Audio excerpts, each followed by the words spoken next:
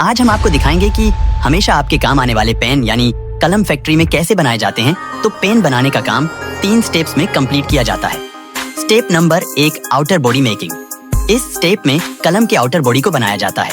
इसको बनाने के लिए रॉ मटेरियल में पॉलीप्रोपिलीन कोपोलीमर का यूज होता है। इसे पीपीसी भी कहते हैं। ये वजन में हल्का प्लास्टिक ग्रेन्युअल्स होता है। अब इन सभी को मिक्सचर में मिक्स करके एक बड़े से होपर में डाल देते हैं। साथ ही इसमें जीस कलर का प्लास्टिक चाहिए होता है।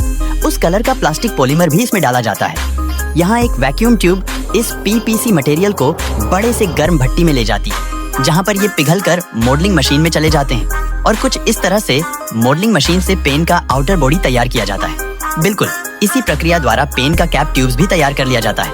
अब पेन का आउटर बॉडी तैयार हो चुका है। अब स्टेप 2 में आता है पेन का इनर पार्ट, जिसमें सबसे पहले पेन के इंक यानी स्याही को तैयार किया जाता है। इसको बनाने के लिए नेचुरल वैक्स उसके साथ वार्निश और कोबाल्ट को एक बड़े से मिक्सर में डाल दिया जाता है और उसे अच्छे से मिक्स कर दिया जाता है। और जिस भी कलर का स्याही या इंक चाहिए होता है उस कलर के पिगमेंट को डालकर मिक्स कर देते हैं और कुछ इस तरह से इंक तैयार हो जाती है। अब पेन का सबसे मेन पार्ट बनाया जाएगा, जो इस चमकीले टाइनी मेटल बॉल्स को बनाया जाता है। इसके लिए स्टील के पतले वायर को बॉल हैंडिंग मशीन में डाला जाता है, जो इन तारों को काटकर कुछ इस तरह से बॉल्स का शेप दे देती है। तार अंदर जाते ही एक कटर द्वारा काट दी जाती है और सामने से 10 टन जितने वजन से दबाकर उसे बॉल का शेप दे दिया जाता है और उसे कुछ ऐसे एकदम परफेक्टली शेप दे दिया जाता है।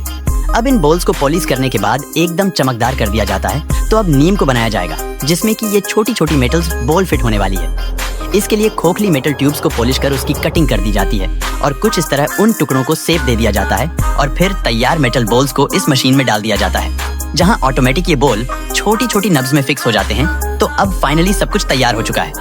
अब लास्ट स्टेप में आता है, जिसके लिए सबसे पहले यह इंक मशीन इस रिफिल ट्यूब्स में इंक को भर देती है और अब रिफिलिंग से फील हो जाने के बाद टिप्पर को अटैच कर दिया जाता है। पेन के पीछे से इंक ना निकले, इसलिए रिफिल के पीछे सिलिकॉन जेली को इंजेक्ट कर दिया जाता है। अब रिफिल भी बनकर तैयार हो चुका है और पेन का आउटर बॉडी और केप तो पहले से ही तैयार था। अब इन सभी को असेंबली कर दिया जाता है और ऐसे हमेशा आपका साथ देने वाला कलम तैयार हो जाता है। दोस्तों, वीडियो पसंद आता है तो लाइक और शेयर करें।